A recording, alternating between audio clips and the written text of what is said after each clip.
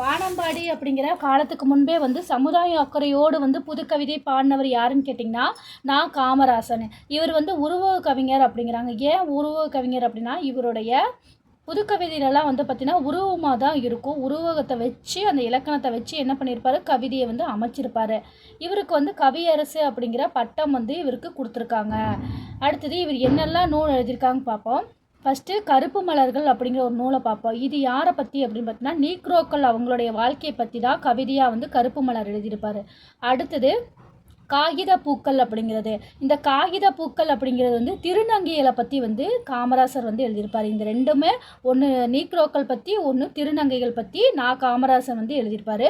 அடுத்தது கிறுக்கல்கள் நாவல் பழம். கிறுக்கல் நாவல் பழம் மகா காவியம் அப்படிங்கிறது சுதந்திர தினத்தில் ஒரு கைதியோட டைரிங்களாமா. சுதந்திர தினத்தில் ஒரு கைதியின் டைரி. தாஜ்மஹாலும் ரொட்டி துண்டும் அப்படிங்கிறது. தாஜ்மஹாலும் ரொட்டி துண்டும். சூரியகாந்தி சகாராவை தாண்டாத ஒட்டங்கள். இவர் எழுதின பாருங்கள், அந்த புதுக்கவிதைகள்லாம் பாருங்கள், அதோட பேரெல்லாம் பாருங்கள், ரொம்ப லென்த்தாக வச்சு இவர் எழுதியிருக்காரு.